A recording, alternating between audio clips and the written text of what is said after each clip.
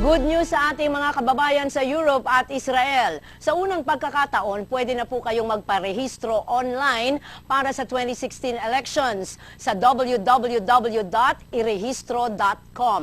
Ayon sa DFA, ito'y para mas mapabilis ang proseso ng pagpaparehistro at makaboto ang mas maraming Pinoy.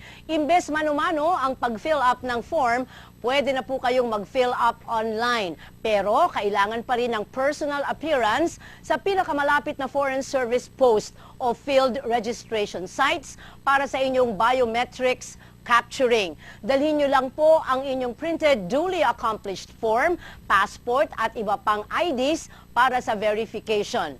Ang overseas voting period ay mula April 9 hanggang May 9, 2016. Kaya ang lahat po ng mga Pilipino na nasa Europe o Israel na gusto nang magparehistro ay bumisita lamang sa www.irehistro.com o www.comelec.gov.ph. Hanggang October 31, 2015 ang overseas registration. Kaya ano pa po ang mga hinihintay ninyo mga kabayan? Magparehistro na po. Now na!